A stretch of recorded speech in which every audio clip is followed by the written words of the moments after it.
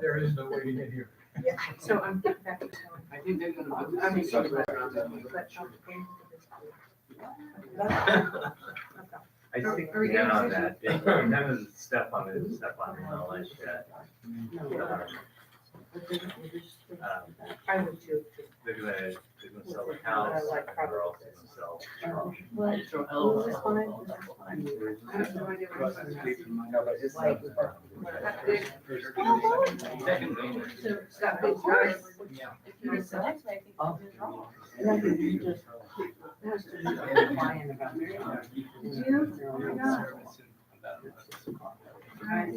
I know, that's, I told John that we ought to get it. Museum, Rich is here. yeah, a museum or a youth center or something. It has a nice basement, it's a restaurant.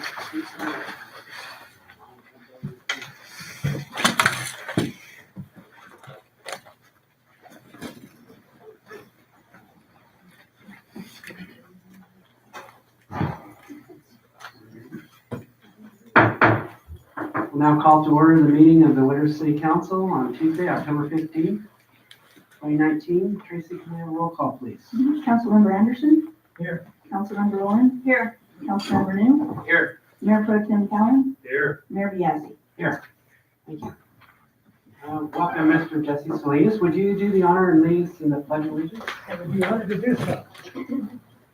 Ready? Begin. I pledge allegiance to the flag of the United States of America and to the republic for which it stands, one nation, under God, indivisible, with liberty and justice for all. Thank you. Thank you. Next up, we have approval of the agenda. Mayor Council, no changes to the agenda, but I think, in public comment, we'll probably have a presentation. Okay. There's a motion, and we have a second. All in favor, say aye. Aye. Opposed? None? Passes unanimous. We're going to move on to the council staff comments. Councilmember Ryan. Well, since I last was here on October 4th, I met with two local residents about different kind of issues. October 6th, I attended the Elect Cecilia campaign and afterward went to the Elect Bill Dodd event. On October 9th, I attended the Cemetery District's meeting to talk to them about Dia de los Muertos, which is coming up in November. On October 4th, I met with the city manager, John Donlevy, about this agenda. I also joined Councilmember Harold Anderson attending the Yolo County Transportation District meeting in Woodland, where James Corliss spoke, representing SACOG and talking about the future of transportation. A lot of big ideas. And I'd just like to say that tomorrow I will be leaving to Long Beach and attending the League of California Cities annual conference. And it is jam-packed with meetings and events, and I'm happy to say I'm getting a leadership award tomorrow, Torch Leadership Award. So, yeah.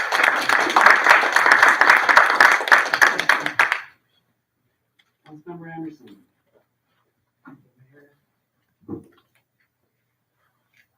So on October 9th, Wednesday, I attended the Air Quality Management District meeting in Davis. October 10th, Thursday, attended the Lower Kids Creek Coordinating Committee meeting in Tahoe. And was given the committee was given a letter from Vic Meredith stating his intention to terminate his job by the end of December.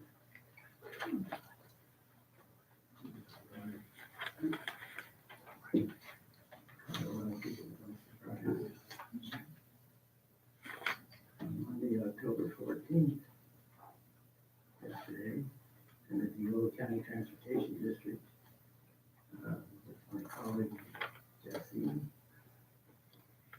doing the driving. And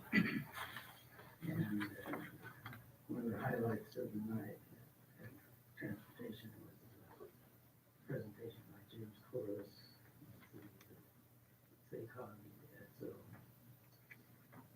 talked a lot about vision for transportation, space, and lack of space. How to deal with it in the future. And in the afternoon, I met with the city manager to review tonight's agenda. I think that's it. Thank you. Councilmember New. All right, since our last city council meeting, I attended two SACOG meetings, both on Thursday, but I didn't write the dates down, don't have them. Last Wednesday, I attended the Yellow Habitat Conservancy special meeting, and that was to let special agencies know that we are issuing permits now and that they should consider us as a source for their permitting. I also went to the homecoming parade and watched the activities there for a short time. It was a short presentation, short parade. Spent about a half an hour on the phone with David Spatian, and he's been very active at SACOG, and I think he's moving on to other positions now. He is, as a matter of fact. And today, I also attended the get together for Cecilia, and at that meeting, that I was approached by two people when they found out that I was on the city council, and they have a sushi restaurant in Woodland, and they want to have a sushi restaurant here. And so I said, come on down. And then today I attended a meeting with city manager about tonight's agenda. Thank you. Mayor Pro Tem Callen. Thank you, Mayor. On the 3rd, I attended a DRC meeting, Design Review Committee meeting, along with the mayor and staff for a first look at a proposal for the LDS property. On the 8th, I had lunch with Jose from Ample Electric, who has volunteered to take over decorating the city Christmas tree. Oh, So, no. after 10 years, I get to pass that torch. So, yeah. On the 7th, I attended the car show. On the 13th, I attended a youth day meeting. Youth Day is going through some changes right now. They're incorporating and getting their own 5013C to completely separate from the chamber. So they've got a lot going on, and they had held some elections, and Teresa Bassani is the new president of Youth Day, and Marie Heilman is vice president, and Carol Stone is still going to be the secretary treasurer. But yeah, they've got some new energy there and some new things going on. So looking forward to that. Yesterday, I met with the city manager to review tonight's agenda. And I also wanted to mention the letter we all got today from Michael Amata about thanking the fire department for providing water when the power was out for his cattle and some of the neighbors and stuff. So I ran into him and he expressed his appreciation for the help and the power we got. That's all I have. Thank you. On October 3rd, I also attended the Design Review Committee meeting where we looked at some plans for the property which goes right around the LDS, the Latter-day Saints Church. There's a small piece of property that surrounds that. On the 5th, I attended the Public Safety Festival put on by our police and fire departments. It was a great demonstration. I saw a lot of people there. The helicopter I hear was a very big hit and cutting the car open, so good job, police and fires. On the 11th, I attended the chamber board meeting. On the 14th, I attended the chamber mixer. They had their very popular rib cook-off. That was last night. And on the 14th, I met with the city manager for the agenda review for tonight's meeting. And I just wanted to also tag on with what Wade said, the email from Michael Ahumada about, thanking the city of Winters and the fire department for going above and beyond and providing water to not only them, but a lot of other people out there. And I just wanted to also thank the city manager, Public Works, police and fire for everything they did when we had our power shut off. I know it took a lot of effort to keep everything coordinated, have stop signs out, and a lot of work done. Good job. Thank you. Okay. Thank you, everybody, for all your hard work and meetings and time you put in. And now move on to the public comments for anything that is not on tonight's agenda. There's some papers in the back. If you haven't filled one out already, you can fill it out and pass it forward. First one I have here is from Lauren Ayers. Okay. There's no joke. I live in Gwenda, I confess, but you'll see why I'm here. There's no joke, but it fits. What's the difference between ignorance and apathy? I don't know, and I don't care. We are humans, so there's a lot we don't know individually. That's what makes democracy strong. Having a diverse population means just a small group can help the rest learn something that they'll be glad to hear about early, because an ounce of prevention is worth a pound of cure. I'm standing here for all the many people in Winters who would be here if they only knew how bad 5G is. So anyway, you may not know much about 5G, and a year ago I didn't either. But I felt that if this orphan issue needs attention, so I joined with other activists, and that's why I'm here tonight. Remember, the difference between ignorance and apathy is that even if the details of 5G are new to you, we all know that you do care and will inform yourselves. The heads of the FCC, Tom Wheeler and Ajit Pai, came directly from telecom corporations, and they're like foxes guarding the hen house. The courts will eventually, finally, wake up and stop their flagrant abuse of American public health. Did you know that Tom Wheeler, after years as an executive in big telecom, raised $700,000 for Barack Obama's election campaign, and a few months later, he was rewarded with appointment to the head of the FCC. Until the courts wake up, the public's only protection is at the local level. Only local government, like the City Council of Winters, can join the 90-plus cities and counties suing the FCC. So that's why we're taking this message to the Yolo County supervisors and the other cities, the 3 cities in this county. Sooner or later, the courts will realize it is unconstitutional for federal agencies to declare federal laws like the ADA, Americans with Disabilities Act, environmental laws like the EPA has, public health laws can be simply waved away, as the Telecommunications Act of 1996 has done. It's looking a lot like ALEC is the corporate think tank behind the wording of these telecom rules. That's the American Legislative Exchange Council, supported by the Koch brothers. Well, one died, but the other one is. Anyway, which often writes legislation at the federal and state level, and probably at the local level. Why? In this case, it's to force taxpayers to cover much of the infrastructure cost of the build-out of 5G, which would require 20 to 40 times the number of antennas we already have. Note, experts say that 5G won't be much faster than 4G, so is it really worth it? In France, they have banned Wi-Fi in nursery schools. The National Radio Frequency Agency was established. Wi-Fi routers are turned off in elementary schools except when they're needed. Cell phone ads must recommend phones be held away from the head, which so does the print in your new phone box. It says that, but who does that? Government report must be prepared. People who are electrosensitive must be alerted to where there are Wi-Fi towers and so on.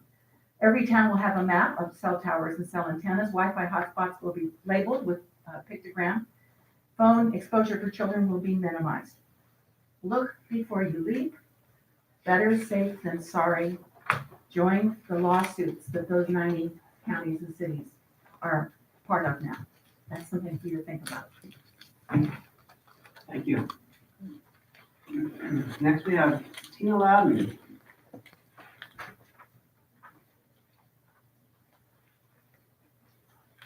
Thank you, Mayor. Hello, all city council people. Ethan and John. Tina Loudon, 320 Neiman Street. When my husband Jerry and I lived in Oakland, a 50-foot pine tree fell from our lot and took out the service wires in the whole area. 3 days of no power. We were not prepared for this. The current PG&E blackout was a wake-up call for all of us.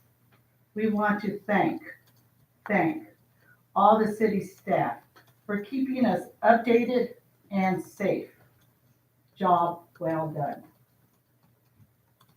Again, we, Gary and I, are not happy with the lack of lap swimming in our community pool. This is it. Thank you. Thank you. Okay, next we have, I'm done, Tina? Yeah, Okay. Denise Cottrell.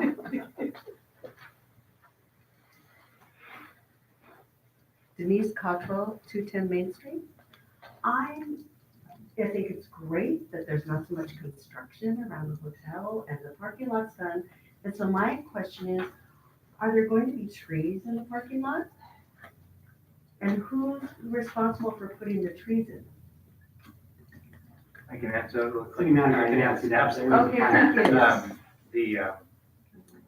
We held back, when the parking lot went in, remember we had like a week, Well, way over 100 degrees. And we decided instead of digging holes and planting a bunch of plants, we've just held off and we'll be following back in.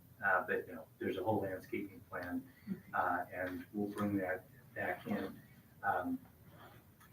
I don't have the exact timeline, but before the spring, so is the city putting in? yes, Okay. on project. And we're also gonna be working up for the sale that goes between the hotel.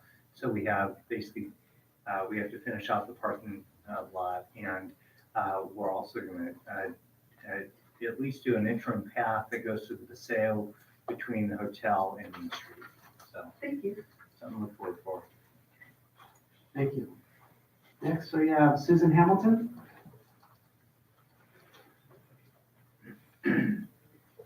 Susan Hamilton, 27270 County Road 87. There's nothing like being told you won't have power for 5 days to make you realize how addicted you are to coffee. So I was thinking the morning of the power outage that I would like to call City Hall, I'd like to volunteer, I'd like to say who needs help. I'd probably call you and you guys say, I'm super busy, don't waste my time. And because we probably don't have a plan like this. But I would like to put it out there that maybe we should have citizen volunteers and coordinated lists of who can help, what they have. Do they have a horse trailer? Do they have medical experience? Are they an electrician? And who might need the help? Because we are prone to earthquakes, fires, power outages, and I don't think anymore we can rely on our public services alone. So I just like to put that out there. I know there might be expenses like fingerprinting for people to get on the list. That might be a good idea. But it's something for you all to consider. And I'd be right there putting my name on the list. Thank you. Good idea, thank you. Okay, that was the last one. I think Sandy, yours is on the vacation rentals. I also put public comment. Sorry. I Yeah, didn't yeah, get my well, number, Tracy. You want public comment, somebody's not on the agenda? Okay, please come forward. Thank you. And Victory. First of all, I'd like to thank those of you who participated in the rib cook-off. Mayor was a judge. Thank you very much. The award winners, the 3 award winners were very happy. The other 7 weren't as happy, but had a good time. Wade, thank you for bringing your ribs. You always do that. And John, you and Dan McGuire were there from the city, and I appreciated that. Last year in my note, you made ribs. I know that you were preoccupied last week when I sent you an email. So maybe next year, someone else from the city too would like to make some ribs. Next year, I will make it. We ran out. It was crazy how many people came and how much they ate. But it was really well and very popular, and I appreciate everybody's help because it would not have happened if it hadn't been for everybody there. Then the other thing I want to say is, well, with the PG&E thing, Susan had a great point. I happened to run into Wendy Davis on the street, And she was concerned about all the older people and there's people that are on oxygen that didn't have oxygen and all that. So along Susan's lines, I think there are some things that we did learn that we want to make sure that there are certain people in our community that are more challenged than others that maybe need some extra help, and we need to be sure that we can be there for them. John, I appreciated all your emails. I think when I had power, because I charged my battery in my computer, I could keep up with what was going on, and I truly appreciated that because I know you had so many other things on your mind other than that. And finally, I would like to say that back at the beginning of September, had a fire, a devastating fire at a property that I managed. And my daughter called and told me you need to get over there, and I did. And the fire department was there. There was a huge fire, destroyed 2 units. The Dixon Fire Department came, all the Winters people was there. I just kind of sat in the background and let them carry on with their business. I did have to call my one tenant who lives in Davis and let her know that she'd be coming home to a disaster. I would like to thank, in particular, everyone who helped. And John Dunleavy, you showed up, and that meant the world to me, to know that you cared, and you came, and you stayed, and you waited. The other person that I particularly want to thank, and this poor person doesn't always get a lot of positive comments in our community, but Gene Ashdown, our building inspector, came over, and he would not leave. He was the last person to leave. He wanted to make sure that the family downstairs had food, and I went and got them dinner. He waited until the Red Cross came and gave them some vouchers so they had a place to go and stay. And I told him myself that if anyone sees Gene, you can tell him thank you. He'd been a Red Cross volunteer in college, so he had some experience. But I will always be thankful to that man. And he showed that part of his personality that we don't always get to see. And I'd like to publicly commend him for his caring attitude, his help, and he just did it because of that is the kind of person that he is. It was truly an act of kindness from his heart. And I would like him to be recognized for that. Thank you. Thank you. Next we have Kate Ladish.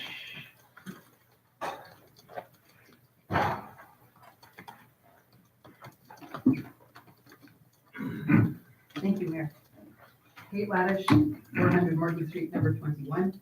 And before I forget, this isn't on the comment sheet, but I can actually speak a little bit to Susan Hamilton and Sandy Vickery's comments about emergency response. Before that, though, I'd really like to thank everybody on the City of Winters team for what they did during the public safety power shutoff, especially City Manager John Dunleavy, who had the best series of updates going. And so that was really useful. Thank you for that.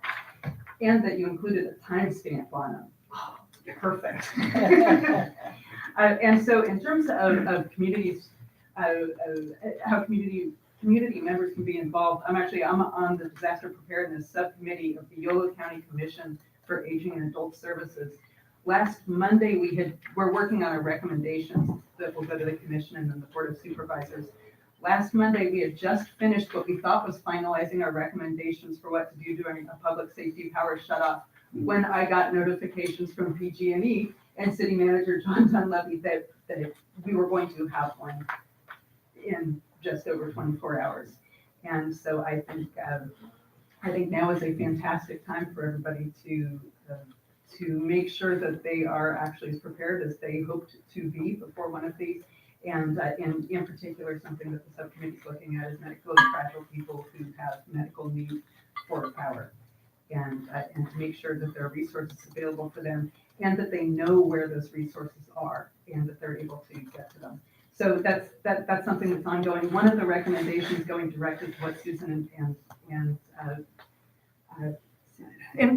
Sandy said are that there's something called a CERT team or CERT, a community emergency response team, and that's in the recommendations. And that's a way that people can plug in. CERTs can actually be sent other places other than just Winters, and so it's a way if there's a problem in Woodland or rural Yolo County or wherever, people can work together and get something done. So that's just something that's happening like that. And then the item that I actually filled out the comment card for is about the swimming pool. And so I just wanted to give a quick update. And to start by thanking John Dunleavy, Tracy Jensen, and Diana Tafoya for everything they're doing with this. I really appreciate the hard work and their willingness to find a way to possibly reopen the pool for the rest of this month and for November. So lap swimmers have been working really hard together. We've identified 2 possible guards. We've also identified a guard trainer. And we have 4 or possibly 5 lap swimmers willing to go through guard training in order to get the pool back open and get people swimming again. And so it's a group that's really excited about it and are really willing to roll up their sleeves and find a way to make this happen. And so I just wanted to give a quick update on that and to thank staff for everything that they're doing with this. So I look forward to having more news, hopefully good news at some point soon. Thank you. Thank you, Kate. Thank you for your participation on the committee and for working on getting the lap swimming going. I appreciate it. My pleasure. We also have Mr. Jesse Salinas here tonight, who would like to give us a presentation. Hello, Mayor and Councilmember Jesse Salinas, your Yolo County Assessor, Clerk, Recorder, and Elections Official, and I'm coming here tonight as your Register of Voters to share some exciting news. So you may have heard through the grapevine that the Youth Empowerment Summit has won a national award, and I'm here to share it with you. So it's very good news. So it is, the award is actually called the Guardian Award, promoting and exemplifying professional and principle and standards category. And it's under the professional practices papers, and it's by the Election Center, which is the National Association of Election Officials. So again, this is the National Association of all elected officials throughout the United States, recognized our program and what we've done here. And I wanted to thank Pro Tem Cowan and Council Member Jesse Lauren for joining us in these events. Hopefully the other council members will be able to join us. And I want to give props and kudos to your city manager. He gave a great talk on how to present themselves in front of the elected body. And so these young people learned those critical steps and how to do that and got a chance to practice it. But there's nothing quite like, there's a saying, a picture is worth 1,000 words. Well, we have a video that we'd like to share with you. And, that's hopefully worth 10,000 words here. So let's go ahead and play it.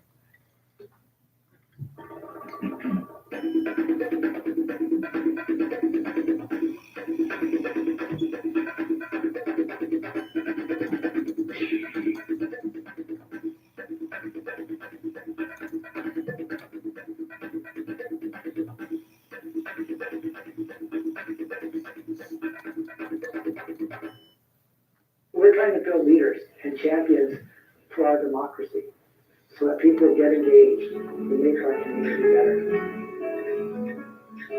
This is going to be a day that's going to start to transform not only your lives, but the community and your schools and everything in Yolo County. So thank you for joining us on this first day. We're excited to have you. I think it's really important for youth to kind of get a taste of sort of lawmaking and kind of working with elected officials and just kind of seeing how the process of democracy works kind of firsthand. I think that's really a really powerful message. We now have many young people moving into positions of leadership, and they will make a difference. And the fact that you're here today proves to me that you know that, and you will continue to express the why. The why is that everybody should have a right and should have the opportunity to participate in making decisions that affect their lives. That's why we're here, because we want you to keep the fire burning. Thank you.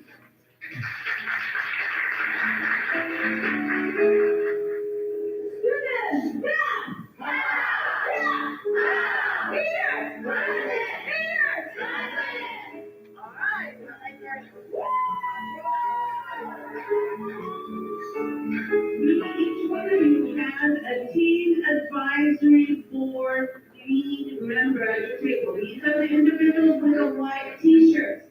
They are going to be taking you to the elections box right over here. All right? You are going to decide what you're going to have for lunch via voting. So I'm Jesse Salinas. I'm with you today as the Register of Voters here in Yolo County. I do encourage you to go on and visit the system that we have in that. So voting is your superpower. Because voter participation is the key to active civic engagement. And we're gonna talk a lot about elections today because there's things that are happening in our election process, and it is the heart and soul of our democracy.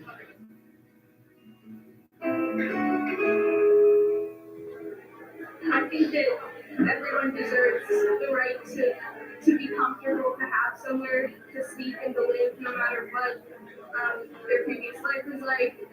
So if someone can't pay for that, it should just be provided. You shouldn't have to sit and suffer, no matter what you are, who you are. You shouldn't have to sit and suffer. I was not really prepared if I was like really happened, I didn't have to show on campus, I still not prepared. I haven't read this, so you're saying that students joke around about active shooters. Seriously, so many kids are joking about it, and I think saying that, you know, they've got these thoughts. I really doubt it. Last year, my honors student group, we did a presentation on academic bias and how, is there a bias between kids who are academically inclined and academically disinclined? And we did find out that there is a substantial. A lot of the people who are voting on these issues or who are in charge of these issues are, pretty old. And they're not really going to feel affected by this as people who are our age, who are going to have to live for 50, 60, 70 years in this environment where resources are running out, but we're not going to have enough water, we're not going to get free, where there's going to be a lot of disease. And so student involvement is so important.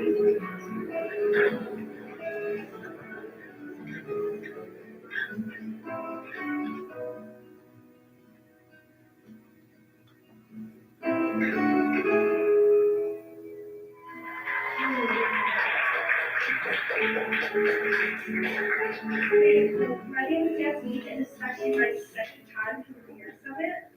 And throughout this whole day, I've learned how to vote, what the government says, and as well as how to contact my elected officials, and that my voice matters.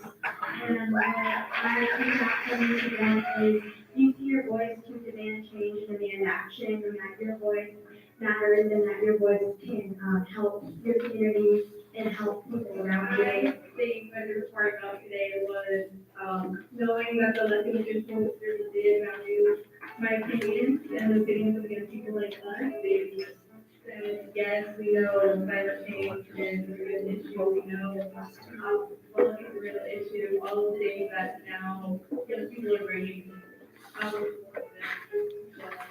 Definitely learned that officials value our opinions, we have a voice, right? Got a business card from the ladies on stage and for a donation. I learned that the elected officials have the same opinions we my peers do, and they really do care about what we have to say and how we feel about what's going on in our community.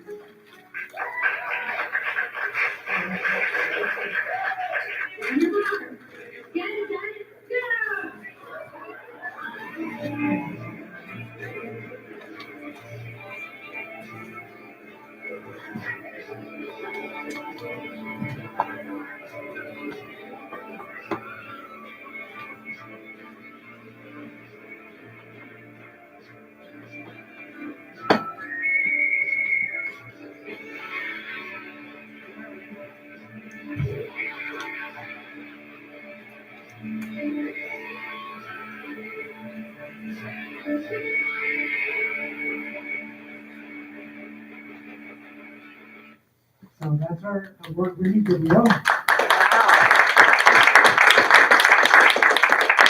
Mark Jones was the creator of it. He was there filming on the second year of the event, but he put in parts of year one, and that's why you saw your Mayor Pro Tem Gowan in there.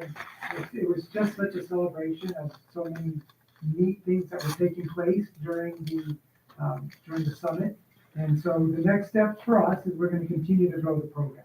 And just so you all know, I've been in conversations with your superintendent because we want more students from Winters. I told you that I was committed to making that happen, and we had a wonderful conversation. He's highly motivated to plug me into the high school program so that I meet with the principals and teachers, so we get more students from Winters there, because like I said, I'm committed to this community, and I want to make sure all the students that we can from Winters that can participate in this, I think, very special event can do it next year.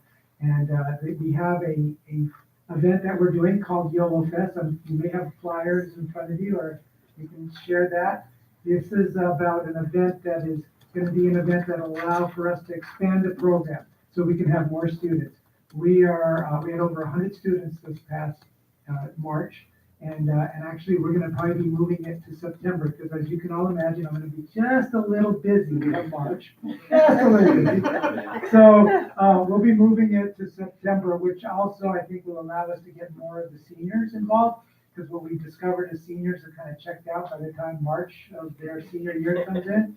You know, that senioritis or whatever spring break mindset kicks in, and it's hard to get them engaged. But if we catch them early in the year, I think the numbers will pick up for the seniors, and we get young people registered, pre-registered, and we expect that to increase. But I wanted to announce about the YOLO Fest. The purpose of YOLO Fest is a theme that we're covering is the importance of civic engagement. And so at YOLO Fest, we are going to celebrate our democracy. And that's part of what we need to do is we need to celebrate it and we need to promote it. So just like you have these people sitting here, these constituents in your audience, this is wonderful. This is what local government is. And it's the powerful thing that nobody in any other country can do what we do like this. And we need to start celebrating that. And that's what YOLO Fest is all about. And all the proceeds, it's a free event, so I want to encourage the community. Hopefully you start seeing these signs around the businesses here, because my staff went around and talked to the businesses about posting it and anything the city could do to help promote it. But it's an event that will not only any innovative resources raised will go towards expanding the Youth Empowerment Summit, but in addition, we're asking all the jurisdictions to have a table available there to help not only promote what they may be doing for young people, but to recruit for boards and commissions, because we're always looking as a local jurisdiction to encourage people to get engaged and looking for recruitment of those.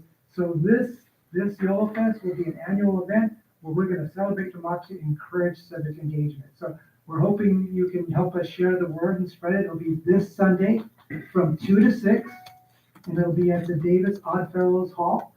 And we're going to have music, and actually the Bonanza Kings are going to be able to provide a performance, and Councilmember Lauren helped recruit them, because I wanted to make sure we had representation from every community. People who were either musicians from either a West Sacramento, a Woodland, or a Davis band, and we have now a Winters band. So Winters has its touch on this event as well. So I wanted to thank you for the opportunity to come and share the great news about Yolo County leading the way with some, I think, really wonderful investment in our youth and hopefully engaging them in a way that's never been done before. Thank you. Thank you. Thank you. Thank you. Thank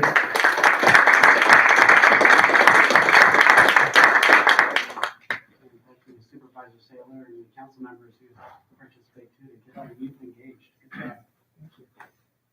Okay, we'll move on unless there's anybody else that wants to speak during public comment or non-agenda items. If not, we'll move on to the consent calendar. Mayor and Council, a couple items tonight.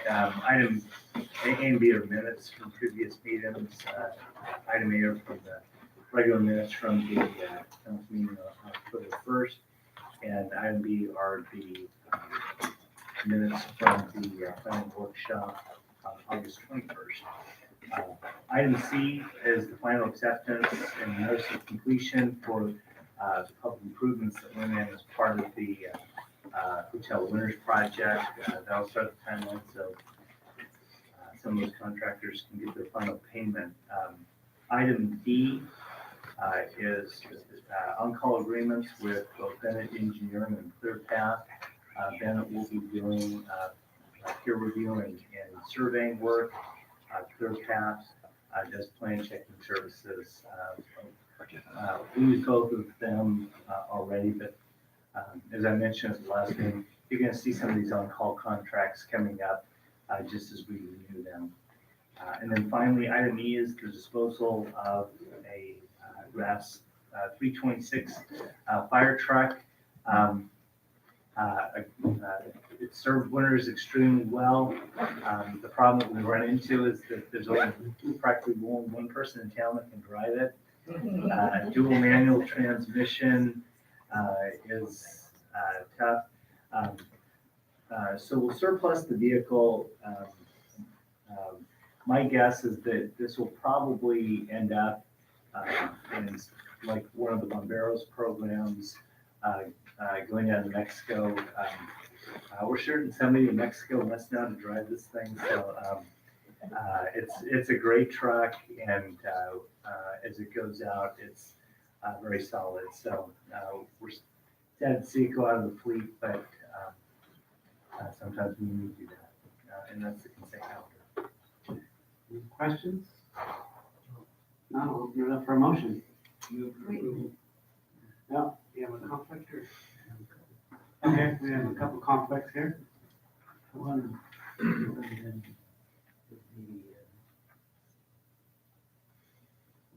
notes here. Hotel owners improvements. Completion to the location of the property. We've got a community, which is upcoming. Discussion item. Okay. So Councilmember Anderson has a conflict with item C on the consent calendar. He will recuse himself from voting on that one. Right, and that's based on his property located across the street from the hotel winners. And then the other one we can address when we get to that. Okay. Okay, I'll open it up for motion again.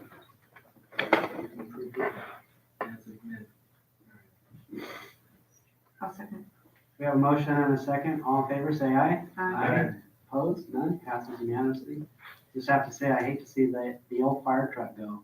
I know that's something, there's a lot of history in it for winners, but I understand the reason we can't keep all of our old stuff around. We don't have a big museum we can store it in. The truck is a great truck. It just is. I mean, it's probably one of the best trucks that we have for what it can do. It's wildland. It can go up the side of El Capitan, but the problem is that we just don't have anybody to drive it. But and it'll go to use somewhere. Maybe you have that one person that knows how to drive it, write up some instructions so that whoever buys it can figure it out. Yeah. All right, we'll move on. We have no presentations. We'll move on to discussion item number 1, which is a public hearing and introduction of ordinance 2019-02. Mr. Dowswell. Good evening Welcome again. back. I'll just skip sort of to the more recent history, not go through all of this again. The Planning Commission made a recommendation on this item to you on June 25th of this year. Those recommendations were considered by you on August 6th and August 20th. At the August 20th meeting, there was considerable discussion about a couple of parts of the code. One, Vice Mayor Cowan had some concerns about the wording as to what would be inspected. It indicated that something had to meet current building fire codes. He was concerned that we might be misinterpreted. There was some concern expressed by Abigail Vargas, who's here tonight, about the restriction prohibiting ADUs for being used as vacation rentals, and then some discussion about the application process, and more specifically the cost of the fees and how that affects the people that currently have vacation rentals and would have to comply with this ordinance if adopted. In the staff report, I talk about the application process initially. As I mentioned in the previous meetings with the council, the ordinance proposes that a conditional use permit be required for non-hosted facilities. And that process is already established in our code. The fee is already established by our fee schedule. And as we've also mentioned, that's a one-time fee. So the only recurring fee that a person with a vacation rental would have to pay is their business license and obviously the TOT tax, which was an obligation that's separate from this process. We also talked about, or the council talked about, simplifying the hosted process. And as it's presented now in the ordinance, a hosted applicant would have to get a permit from the zoning administrator. And that permit would require that we notify property owners within 100 feet. And it would also require preparation of a staff report, some inspection work and stuff like that. I can only tell you that it's similar to our home occupation fee. It takes a little more work to do an administrative zoning permit for this type of use. And so again, as I said in the previous staff report, not so much in this one, we estimate the fee would be somewhere between $400 and $500. We'll have to see what our fee consultant comes up with. I also mentioned as an alternative that you could simply change our home occupation ordinance and list this as a use that could qualify for a home occupation. And we would follow the same process we do for any home occupation. And that is we notify contiguous property owners, which is usually only about 4 or 5 people.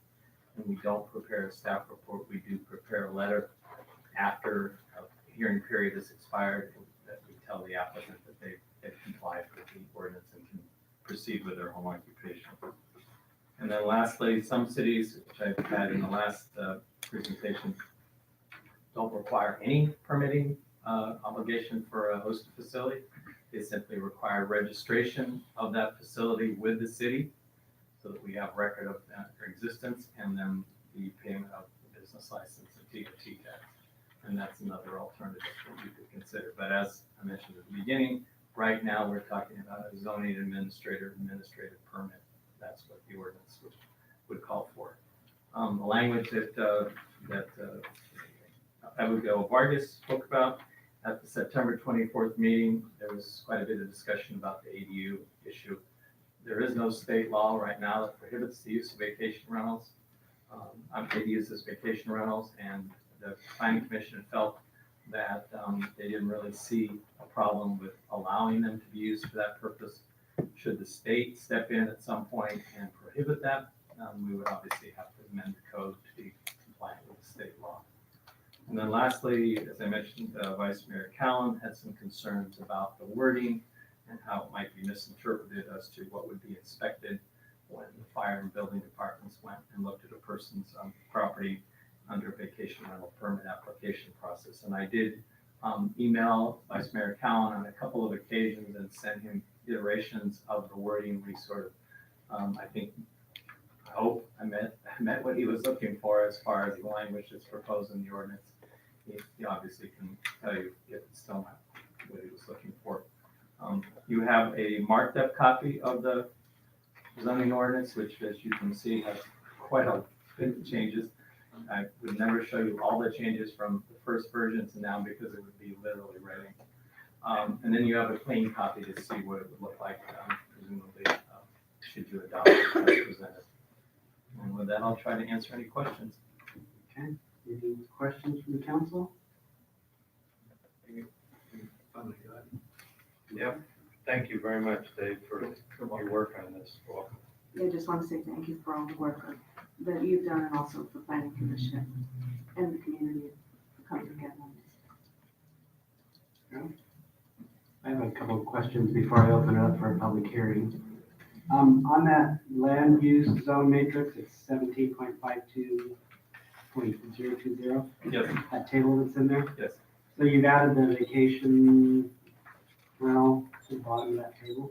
Yeah, that was sort of a last minute addition that you didn't see originally. I thought because it's something that's fairly significant, that listing it in this area would be beneficial to a potential vacation rental operator, rather than just having it somewhere else in the code where they might not see it.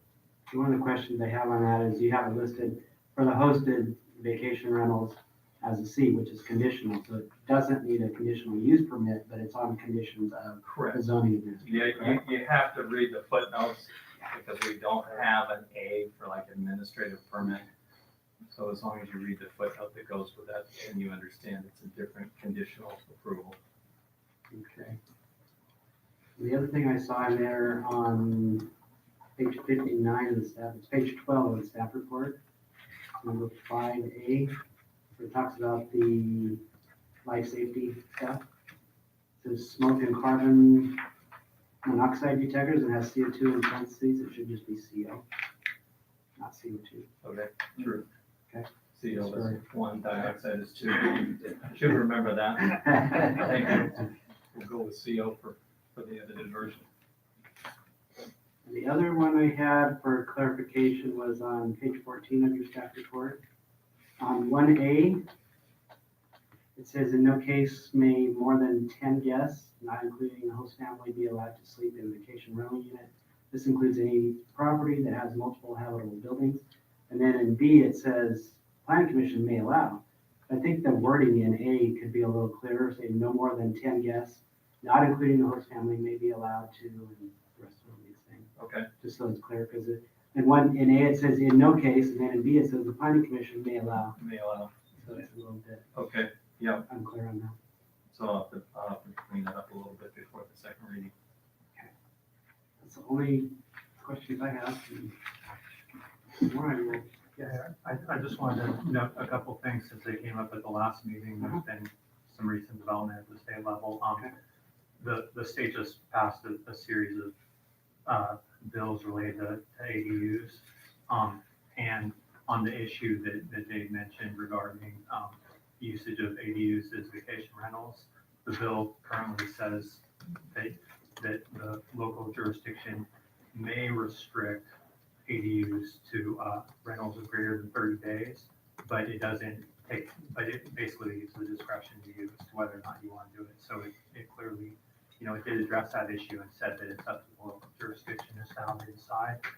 And you also expressed some concern about whether or not that would compromise your ability to get credit for, RENA credit for those units towards your fair share of housing. And the bill also provides that you may receive credit towards your fair share housing numbers through ADUs, and doesn't speak to the vacation rental issue. So I think as of right now, regardless of which way you go on that, I think it won't affect your ability to get some credit for the ADU or development.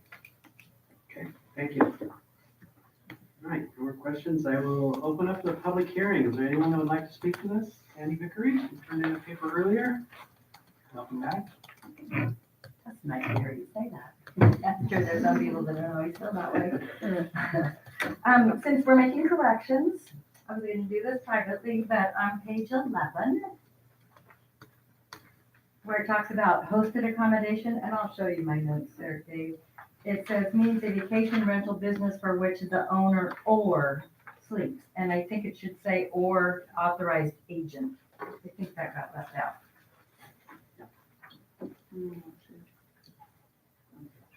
But I'll show it on the final. Yeah. So, and that was the only thing that I found. I think that we have an awesome ordinance here. We've spent a lot of time on this, as everybody well knows, but I think it was time very well worth spent. I think we're trying to rush something through at the beginning, and by taking a step back, redoing it, having to go back to the planning commission, having it come here, and Dave has been, I'm sure, through this many times without me for the sake of time. I think we have something that we can be really proud of. I think that we are going to have the model, and we can send this back to Napa, and they might want to revise theirs. It's large print. Thank you very much for that. It's easy to read, it's easy to understand, and that was my goal from the beginning. And Dave, I know, went through it, and we'd sit there time again, he crossed it out. This is redundant, we don't mean this is what we want.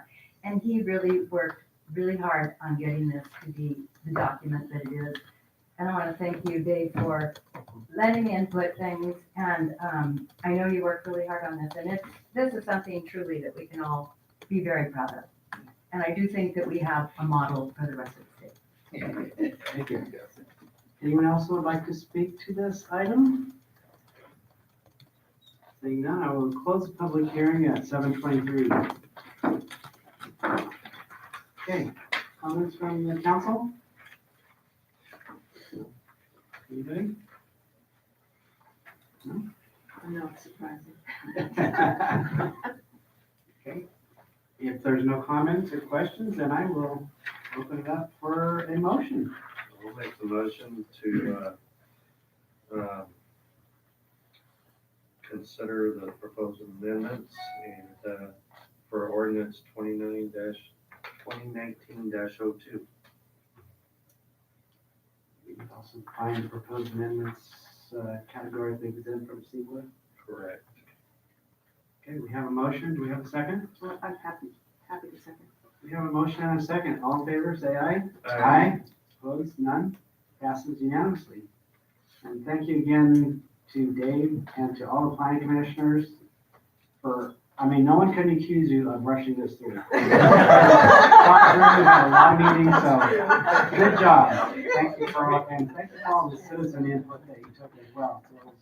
So it was very good. Thank you. Yeah, Dave, we'll bring this back with a clean version, only with the red lines for tonight. No more edited versions of this thing. If I see another one like that. All right, we'll move on to the next discussion item number 2, which is the second reading and adoption of ordinance 2019-03. An ordinance of City Council, City of Winters, amending the Winters Municipal Fire Code. I'll take a shot at just doing this really quickly. This was presented to the council at a last meeting. This is a really simple amendment. We're reducing the overall parking distance away from fire hydrants to only 5 feet. Tonight would be the second reading, and if you have any questions, I'd be happy to try and answer them. Questions? Questions? Anyone? It's pretty straightforward. Does any of the public have questions? It seems very straightforward. I think it makes sense to allow more room for parking, which we've had a lot of discussion on parking over the last several years, so the more parking we can create, the better. Okay, well, more questions? I'll open up for motion. We have a motion. Do we have a second? Sure. We have a motion and a second. All in favor, say aye. Aye. Opposed? None? Passes unanimously. All right, moving on to discussion item number 3.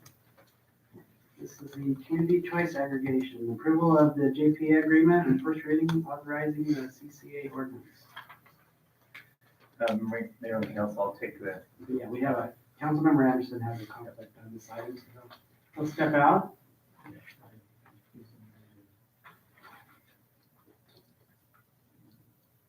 The PG&E stuff. PG&E stock owner.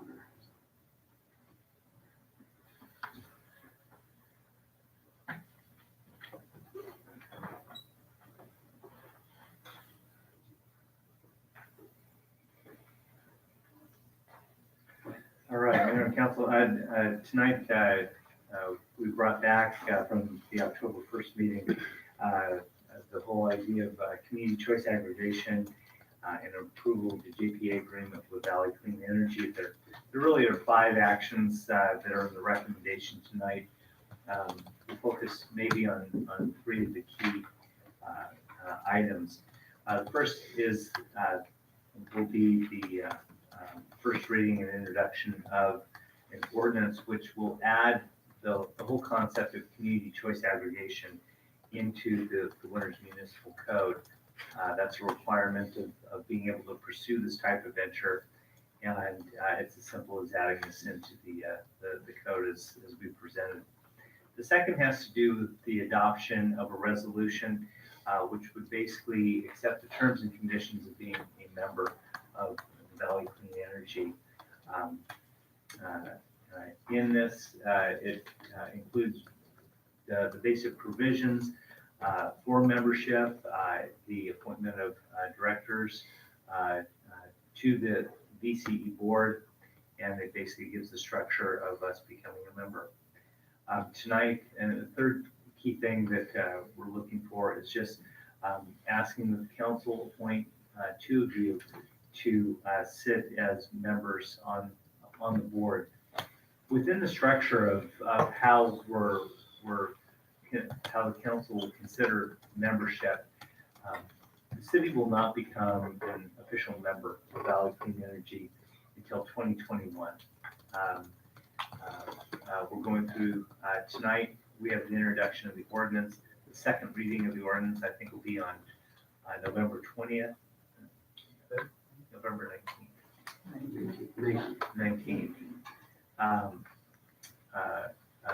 And then everything is then passed along to Valley Clean Energy Board, and I think they will take everything up at a meeting in December.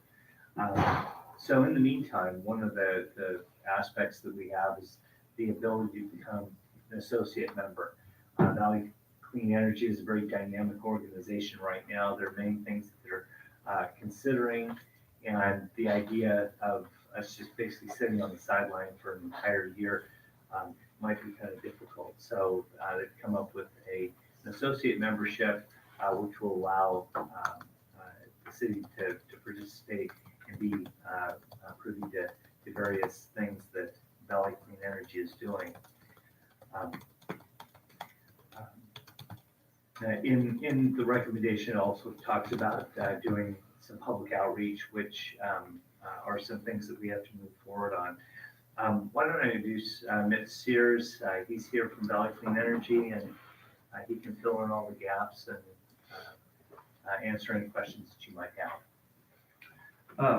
Members of council, mayor, again, good to see you again. I know you might be getting tired of seeing me here at the microphone, but we're trying to make ourselves as available as possible as we kind of move through this process. So I don't know that there's a lot of additional information to add this evening. I know the last couple of times that we've been here, we've had some good conversation and discussion with council as well as members of the community.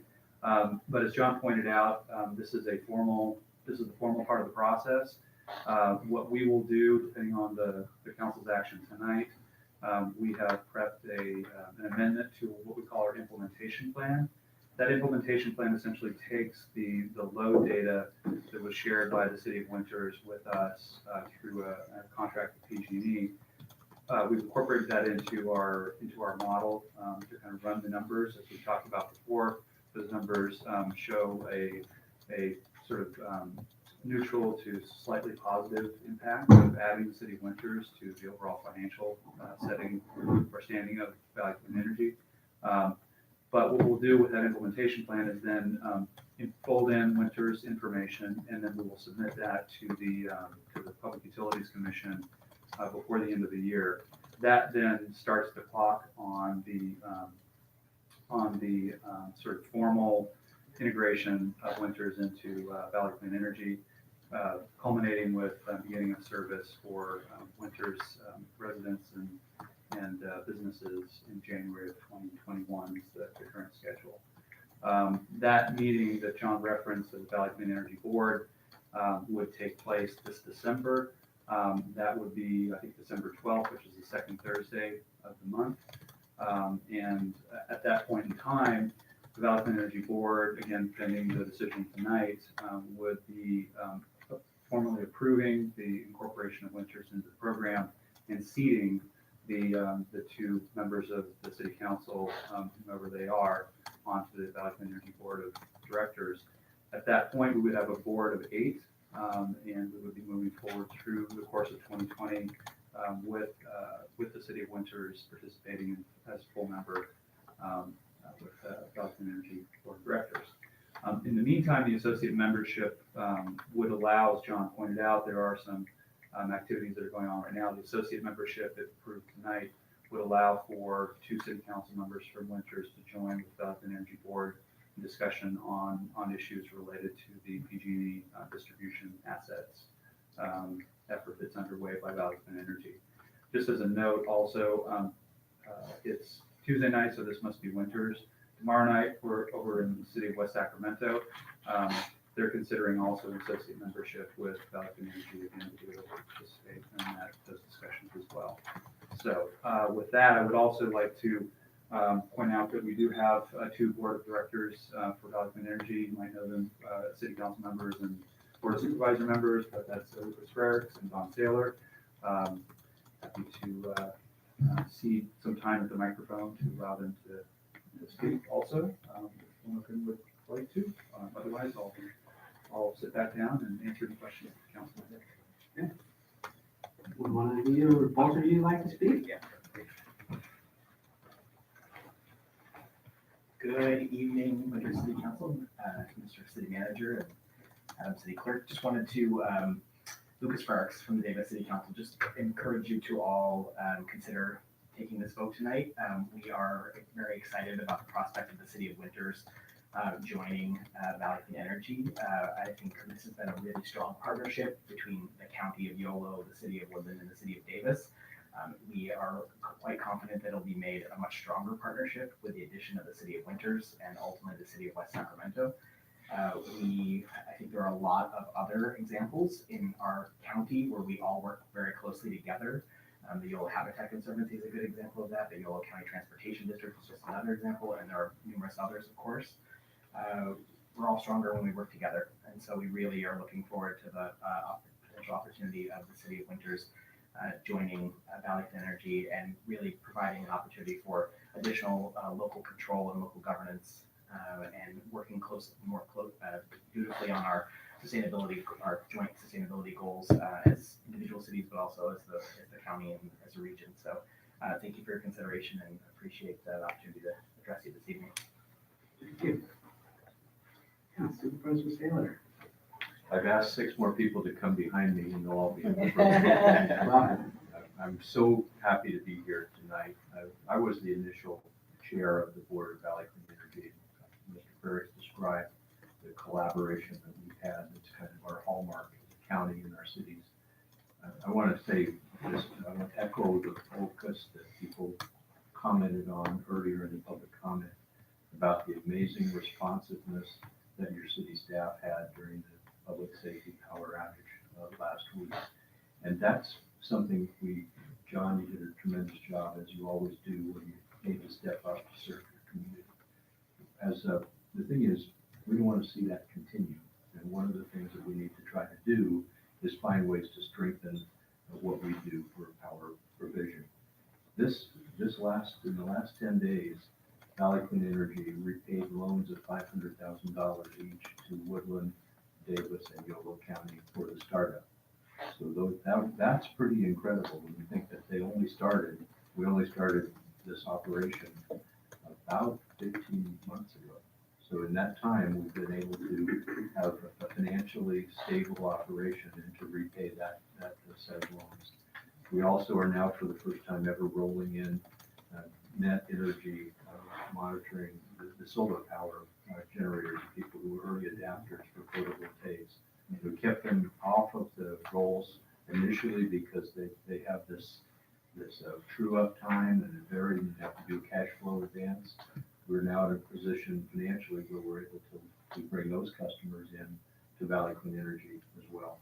So it's a going concern, and as you know, it's not the only one. There are about 15 of them around the state, so it's not novel. And it's not a strange thing. It's a very stable operation, and it will be in our case even more powerful with nurse joining up. So thank you for your consideration. I'm hopeful with your vote and your conversations, and just delighted and look forward to working with you in a new way.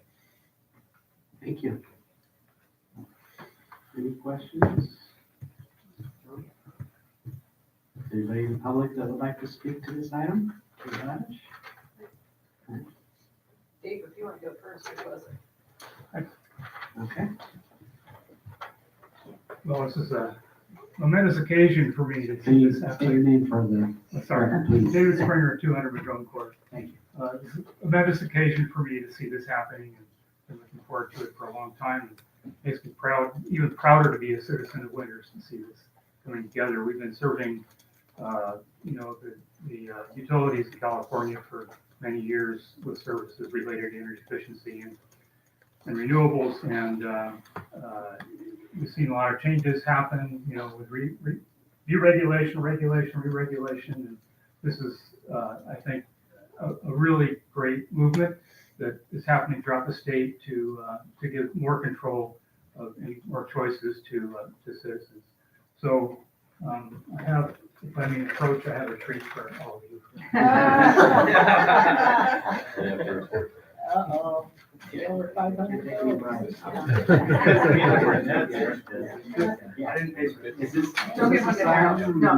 there a message in this? Oh, okay. Well, thank you very much. Thank you. Where's the horse? Tina, you count. I don't want to. Thank you. Yeah. Okay, Kate Laddish?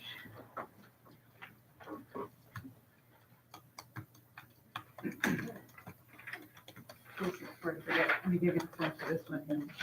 Thank you.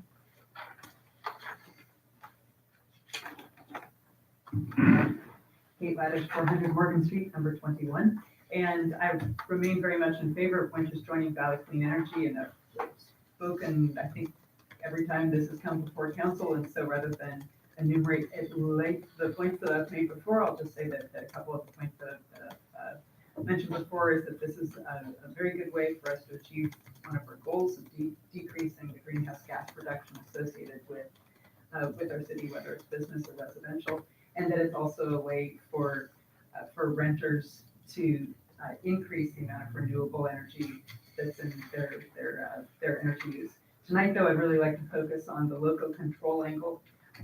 Winters and Yolo County have very strong traditions of people working together to pool our strengths and our resources to get a really good outcomes for the people who live here and the businesses that are here. And I think that Valley Clean Energy is a fantastic example of that. And that you who serve our community would be then the people who are on the board. I think that's very appealing. That then there's also a community advisory committee. I believe Dave Springer serves on that, just in the Yolo County slot, since Winters is not yet a member.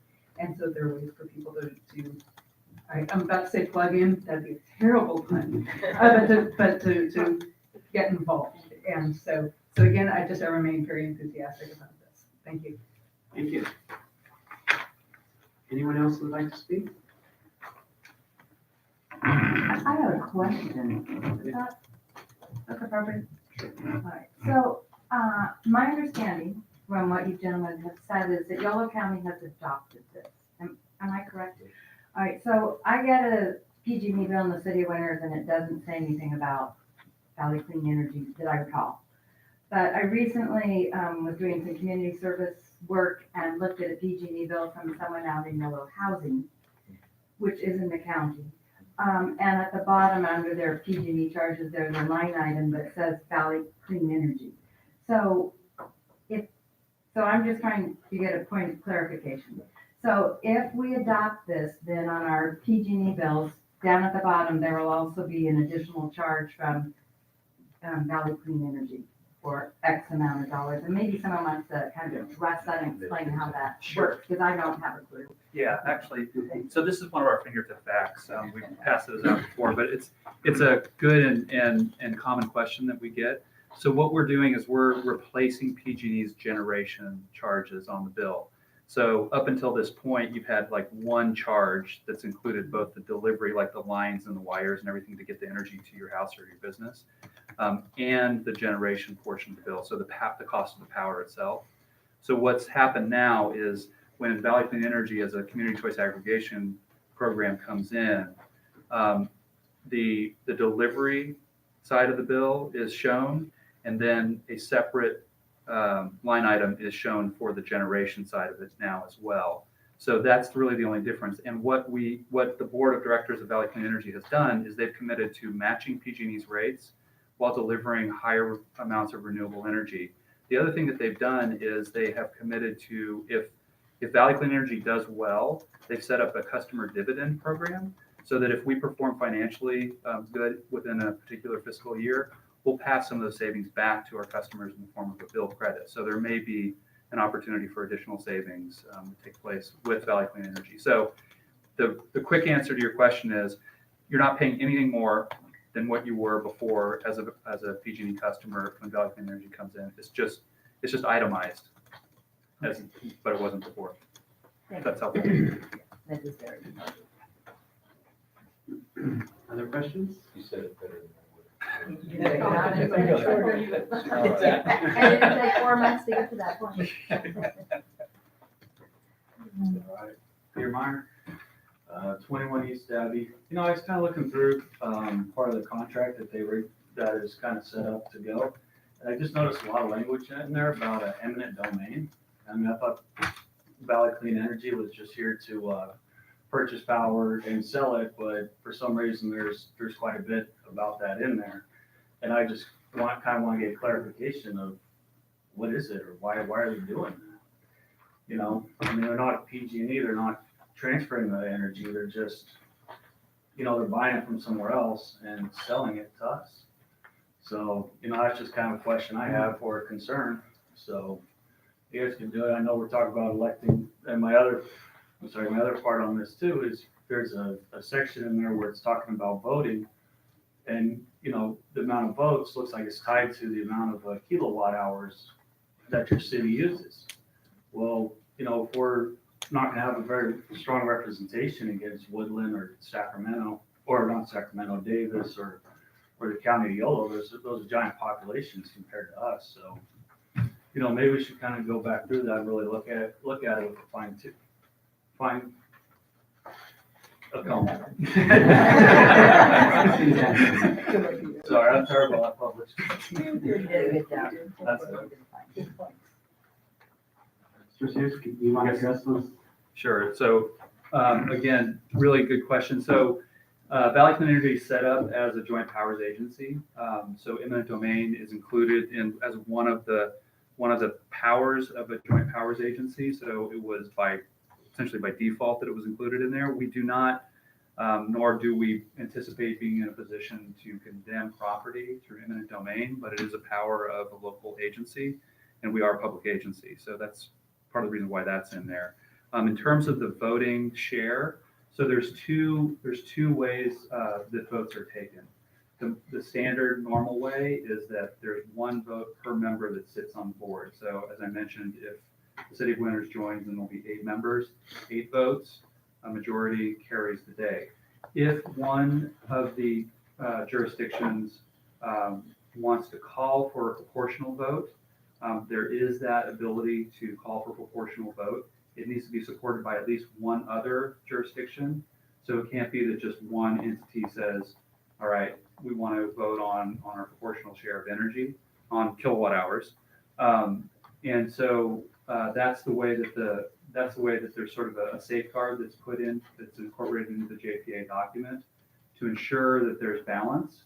Because if there ever is a tie vote, we need a way to sort of break that tie. So what the board decided and the jurisdictions decided when they set it up, Yolo County, Davis, and Woodland, is that the proportional share would be sort of that backup methodology to be able to break those votes.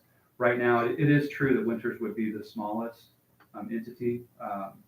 You would make up roughly 5% of the load for Valley Clean Energy, but on normal votes, you would have a disproportionate influence on the voting process unless it went to proportional vote. And what I can say is that over the course of the JPA has been functioning for, it was in advance of actually launching the program, so it's been more than 2 years that it's been in operation.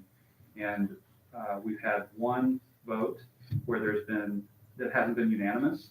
And that was to look at some of the financial, how much money should be put back into customers' hands at the beginning of the program. And there was one member who wanted to have more that was put towards that rather than building reserves early on. So it was yes.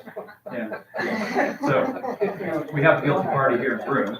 But the point is that it's a very well aligned board, but that if there is the need to pursue that, then the proportional representation is available to the JPA if necessary.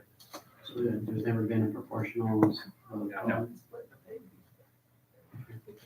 So yeah, if West Sacramento was to join, they would have overwhelming vote over everybody, right? Well, so right now, with the 3 entities that are members, it's roughly a 1/3, 1/3, 1/3 split. And so it hasn't been, there would be no real advantage to that. We've done a little bit of analysis of West Sacramento. I think that from a kilowatt hour perspective, they would be the largest of the 5 if you join as well. So at that point, proportional vote was called for. then they would, again, they'd need the support of at least one of those jurisdictions to call for that proportional vote. So there's some coordination or collaboration would be necessary with that. The other thing to note too is that if West Sacramento or another entity joined, not necessarily within Yolo County, we would go from 2 members of each jurisdiction on the board to 1. Just from a board management standpoint, that was something that the JPA identified as being a need. We didn't want to end up with a board of 10 or 12 or 30 or that kind of thing. So. Or 50, yes. I just wanted to make a comment about, Peter's statement about voting against each other. And I'm part of the Water Resource Agency and part of the sub-basin for Yolo County. And it's made up of Wessac there, UC Davis is there, City of Davis is there. There are pumpers, people with a straw on the ground getting groundwater better. The smallest of jurisdictions, they're just a county road to just one spot. We all have an equal voice and we all care about our mutual groundwater and our mutual decisions and mutual respect. And there's just a long history of that in Yolo County where we work collaboratively, we collaborate and we work collaboratively. So that was hard for me to say. And we just have a long history of it. And I think that we would continue, of course, to have that with Valley Clean Energy should we vote to join. It's the spirit of the county. All right. Nice job with your plan. Abigail, there was. Abigail Vargas at 1012 Taft Court. I am cautiously optimistic about the CCA model. In doing research, it seems that it's become wildly popular with a lot of municipalities in California, specifically for clean energy. Clean energy is a finite amount, especially coming into California, and I am concerned that if more and more municipalities in California adopt this program, that it's going to drive the prices up, and that we're not going to have the cheap availability of the clean energy. And I'm just curious, the model seems to be more towards the clean energy rather than the pricing. So I don't know if there's some kind of, mix there of how that's going to be handled. So the exciting thing about this is decisions on this kind of the mix, the balancing of the funding and the clean energy mix, that happens in public. That's not the situation with the investor-owned utility. We do this in public. So the gold standard here is local generation. So the more we can actually find ways to generate clean electricity close at hand in Yolo County, the better off we're going to be. So I don't know that it's not a finite. Of course, everything has limits, but the idea is that we can continue to find new ways to generate electrical power that we can use for our local needs.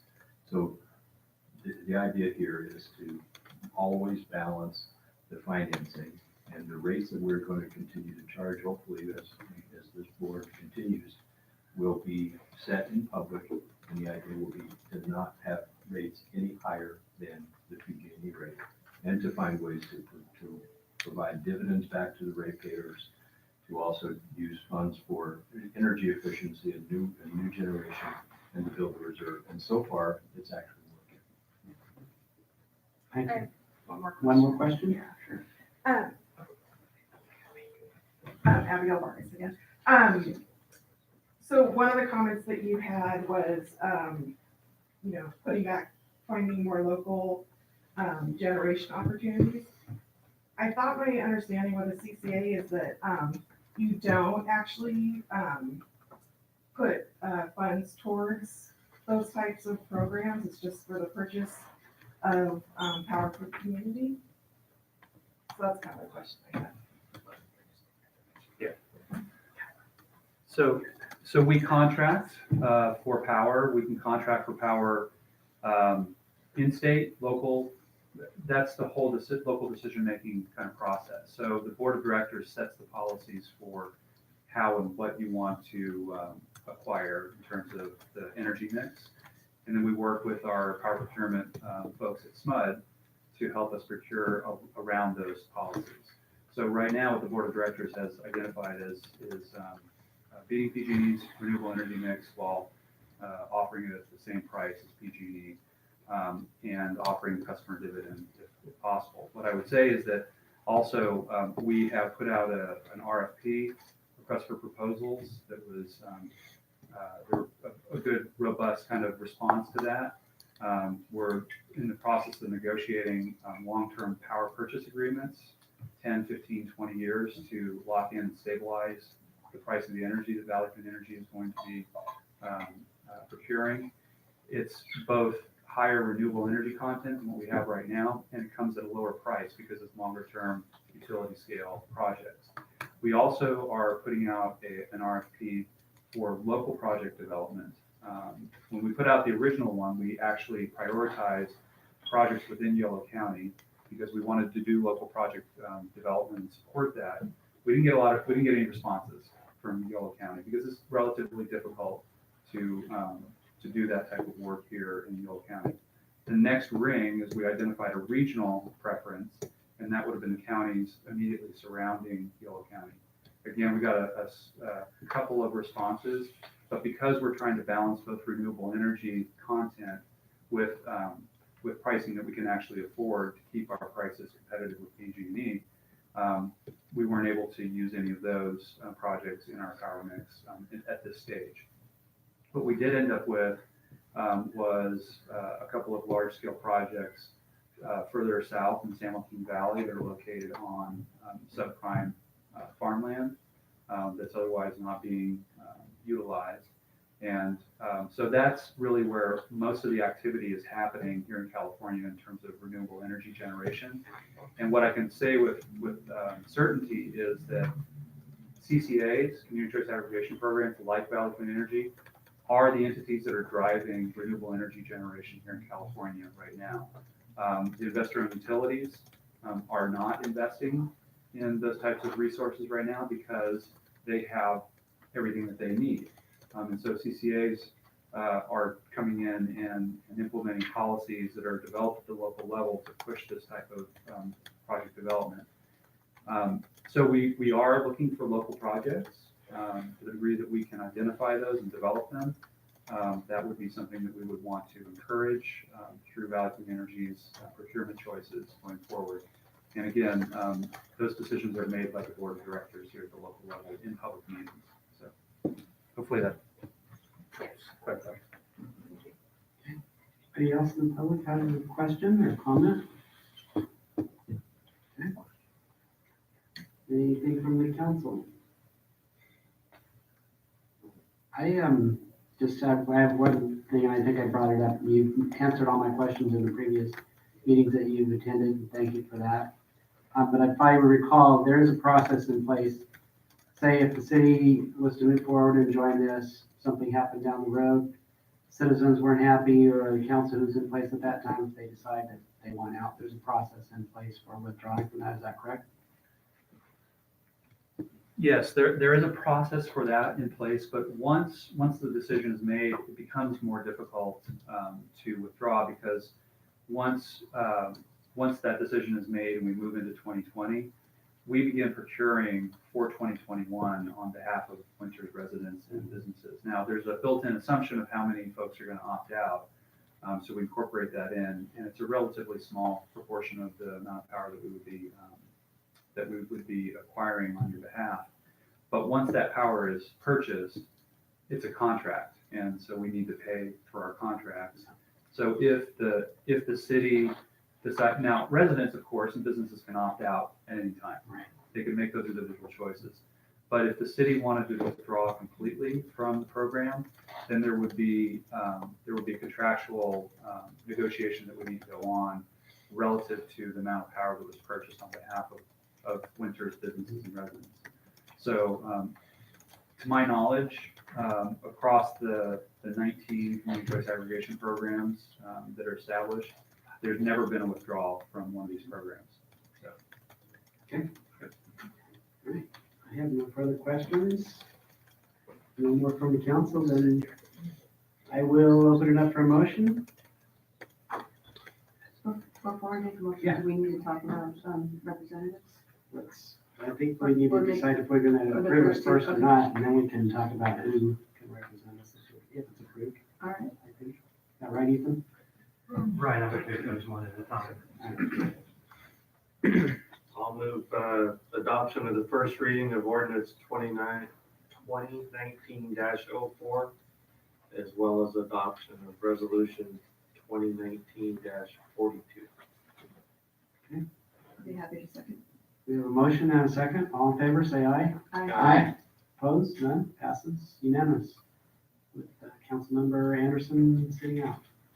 So now we can talk about who we should have serve. So other council members who are interested in serving on this, council. I think Wade and I should do it because we haven't served on too many things together and, give us a chance to attend a lot of meetings together. When are the meetings? How often? Thursday. So we meet twice a week and. Have fun, Jesse. It's a monthly meeting, second Thursday of the month, and right now we alternate between Davis and Woodland City Council meetings. I would also point out that there is the opportunity, I'll say, to appoint an alternate member as well, to fill in when one member cannot make it. So there's that option for the council as well. Jesse, you've expressed interest. Yeah, we'll do it. Today also, okay? Yeah, alternate. Alternate. Enthusiastically.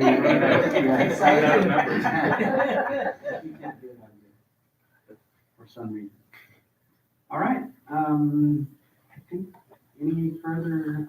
Let's just, to make it official, let's do a motion and Okay. a second. All right, I'll open it up for a motion on our representatives for this Valley Clean Energy. I move that we elect two representatives and they have volunteered, Jesse Lauren and Wade Cowan, and an alternate, Yarnett. I'll second it. All in favor, say aye. Aye. Opposed?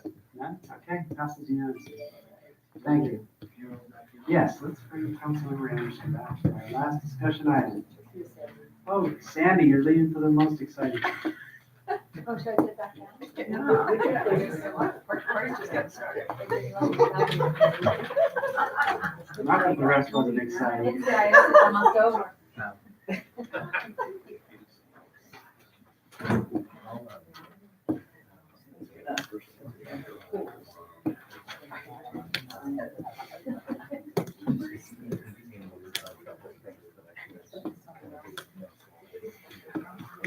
Thank you. Welcome back.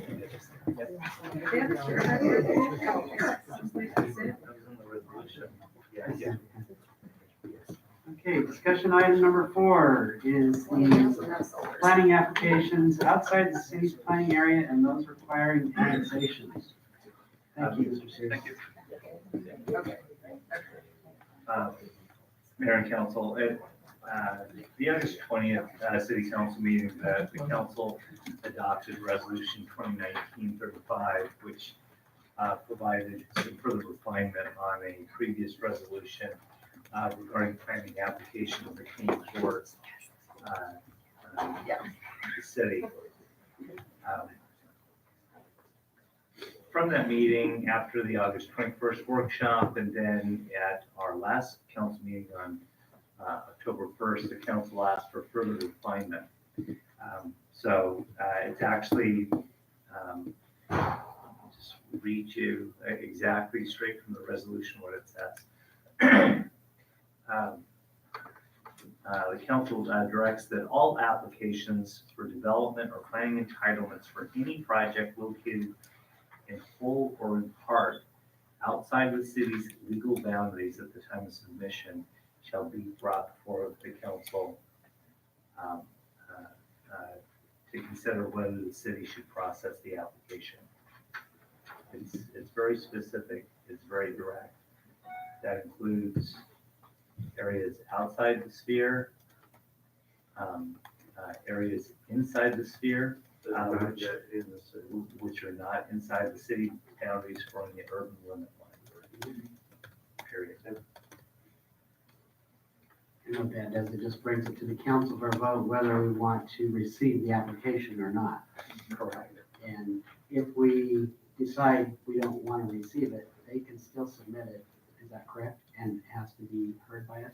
Is that right, Ethan? Sure, so the way that we've structured this, and we discussed this with Heidi a bit last time, but if we receive a application from outside the city limits, then as a first step, we would take it to the council so that you could give us input on whether or not you want us to go through processing that application. As a preliminary step, they can still submit the application, but if that were to happen, then we would essentially bring it directly to the council without spending all the staff time on the process. So that's a right they have. They can bring the application, but you get the initial opportunity to give us input on whether you want us to spend time on that or not. And it's important to remember, even if you do tell us to go forward with that, that's not a final decision. That means that that's just the start of the process that we go through to consider and bring it back to you after all the environmental and planning analysis that has to be done for a final decision on the application. Okay, thanks for the clarification. So happy. Okay, is there anybody in the public that would like to speak, have questions on this? Is it clear? Clear as mud. Clear as mud. Thank you, Tina. It's bad boundaries. I think, you've done a good job refining this and putting it into words what the council and the citizens, I think, expressed at the workshop as well. I think the manager and probably Ethan and Heidi all worked together and putting this together, good job. So, at this point, yeah, Councilmember Anderson has a question. Reading in this resolution, that the project goes directly to the council. And it's denied. What is it, approved? What is? I need to update it in page 109. The city zoning code of minimum shall be brought forward. Does that mean that things could be added? So the point about language is just to make clear that if there's a project that's outside the city limits, at an absolute minimum, we have to amend our zoning code. So that makes it a legislative decision of the council. So we can bring it to you in advance of going through that process. It could be something more. If someone is outside, it could be a general plan amendment. It could be a zoning code amendment. It could be, there would have to be an annexation application. So the language is just meant to indicate that at the absolute minimum, there would have to be a zoning code amendment. So it's a legislative action of the council, just to make that clear. So, The bottom line is very simple. Anything outside the city boundaries. Comes to us. Or just to decide whether we want to receive an application or not, is anything this applies to. Correct.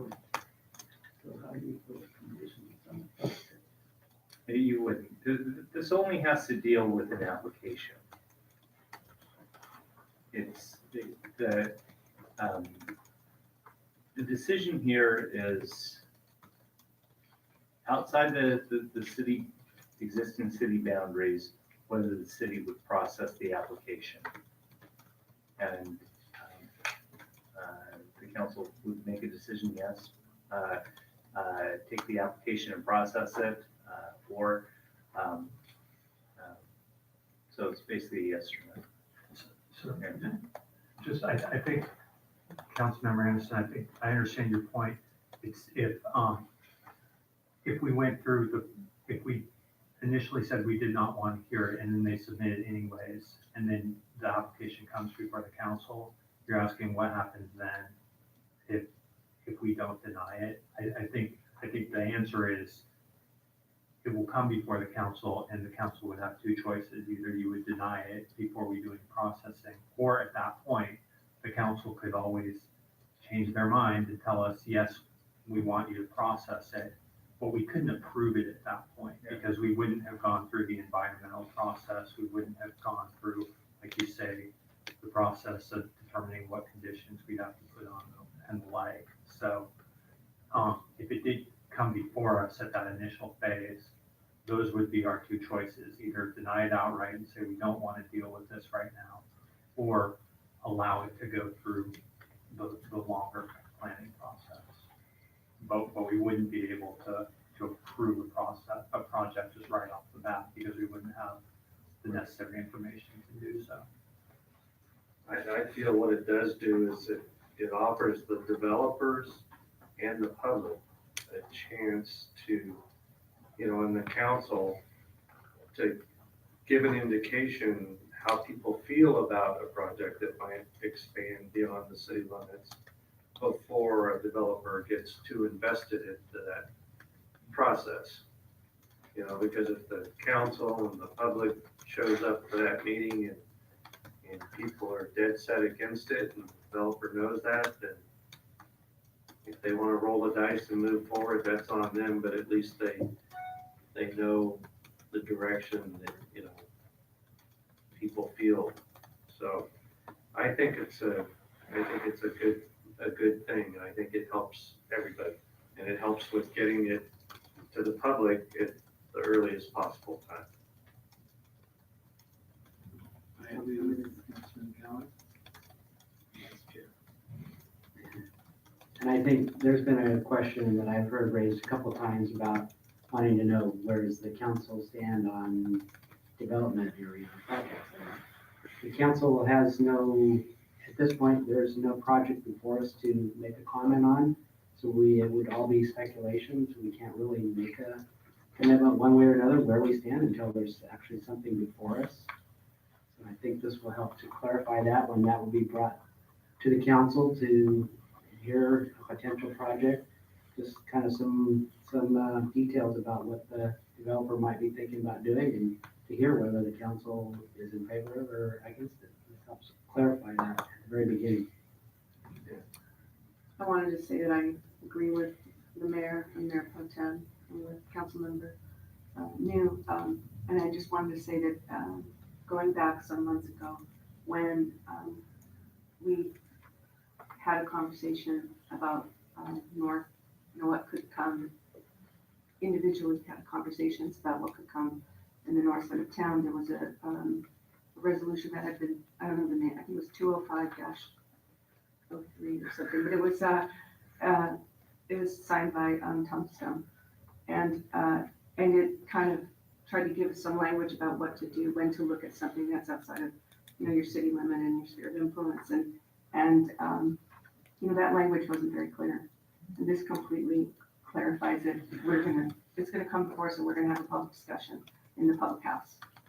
And I really respect that. I think it respects all parties involved. Yeah, this would give the public another opportunity to comment on it as well at the very beginning. Okay, other questions, comments? Okay, open up for a motion. I move that the city council adopts resolution 2019-43. We have a motion, do we have a second? Second. We have a motion and a second, all in favor, say aye. Aye. Aye. All opposed? Passes unanimously, thank you. And next, we have the city manager's report. Yeah, just two things really quick.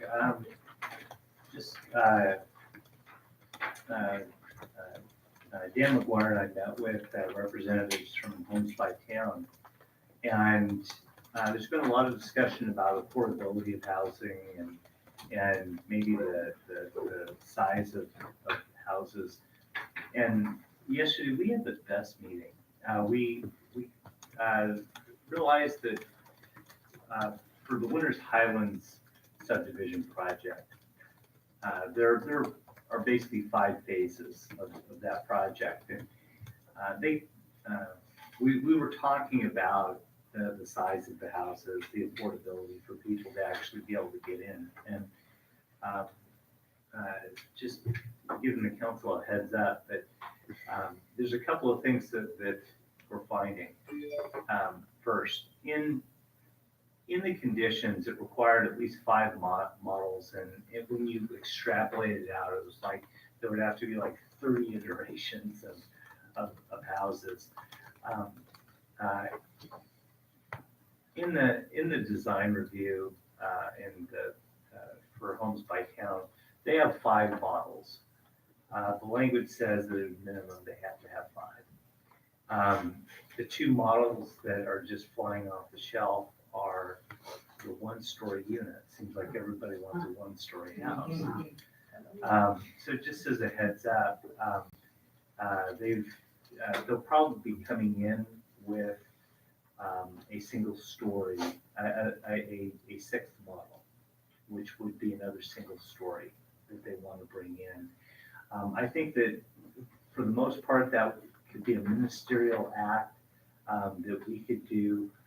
Design review would have to go before the planning commission on things. So just a heads up on that. But even more importantly on the size of the houses, we actually, we kind of pulled out and we're looking at the next couple of phases. And conceptually, they've got some ideas on a lot of things that have been talked about.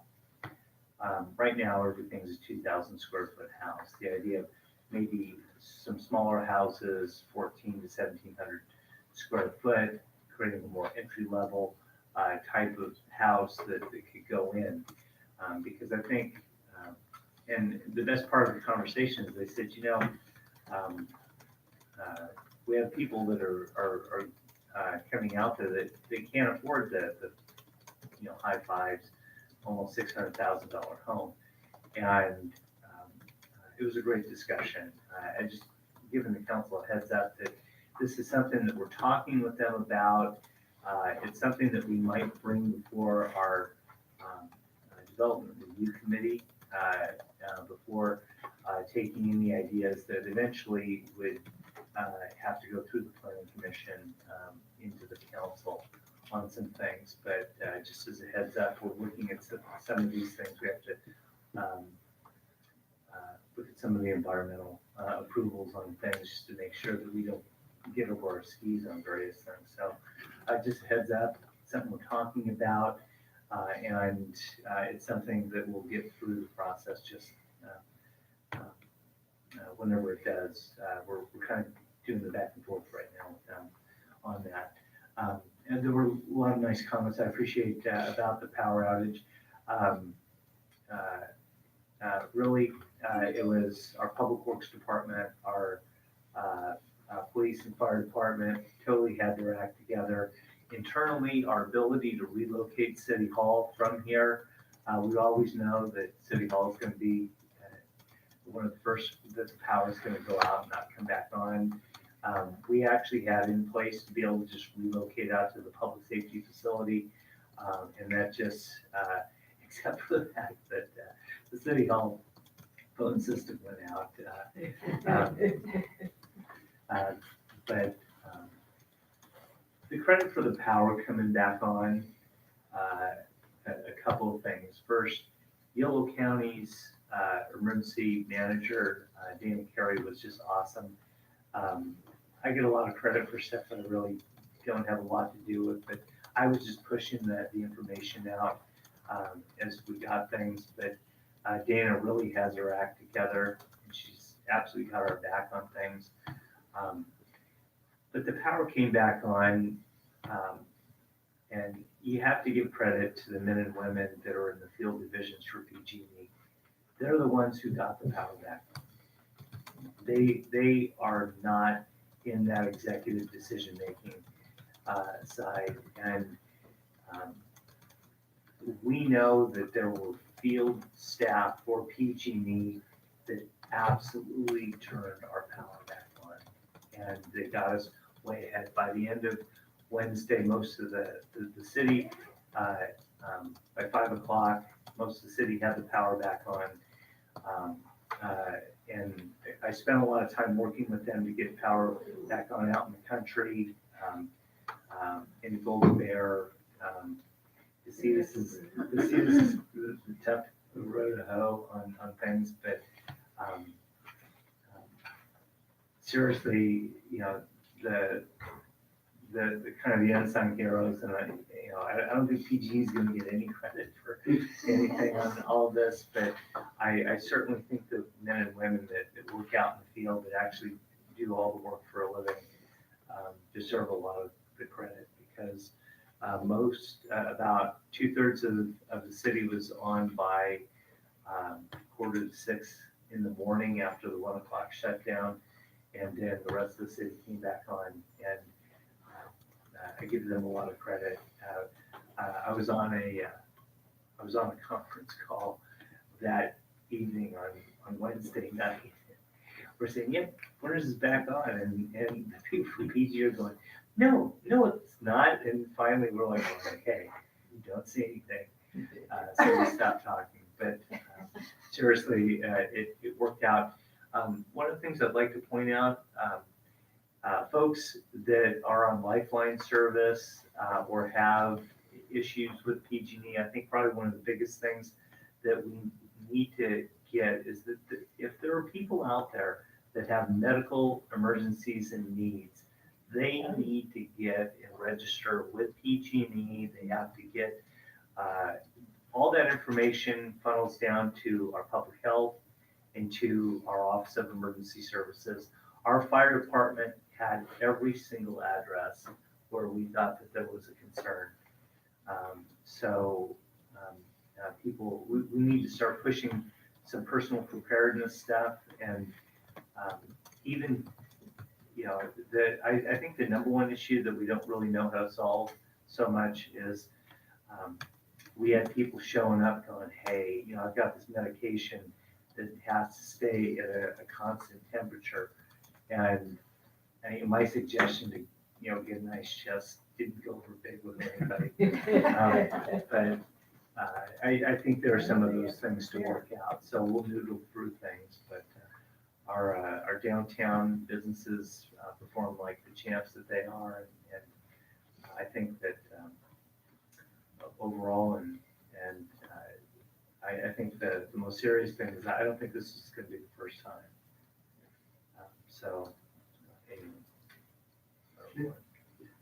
And I know the PGA does have a program for the people who are on the medical baseline plan for their energy. They call you and they will call you and they will call you until you respond. They want to make sure that you get the notice. They have a plan in place for that. So.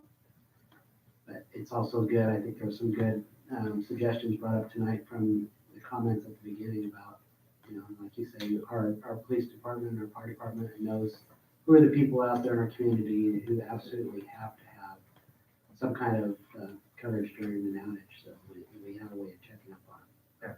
I will tell you that the best moment of the year was at 1 o'clock. I got up and when I flushed that toilet and the water ran. Yes! We got this.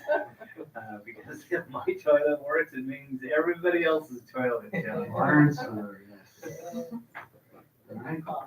Thank you. On that, no, I will adjourn the meeting at 8:22. All right. The Washington Nationals have won the World Series. Oh, they are. They are. Yes.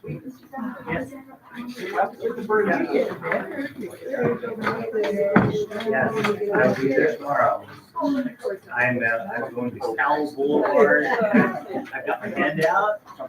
I'm ready. My handout's gonna look exactly like this. Except. Okay, you're welcome.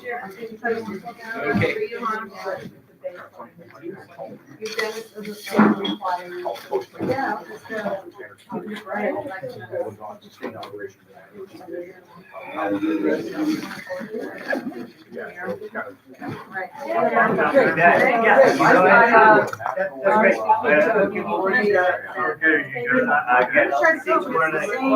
Within the same town. Yeah, you know what, I'm right.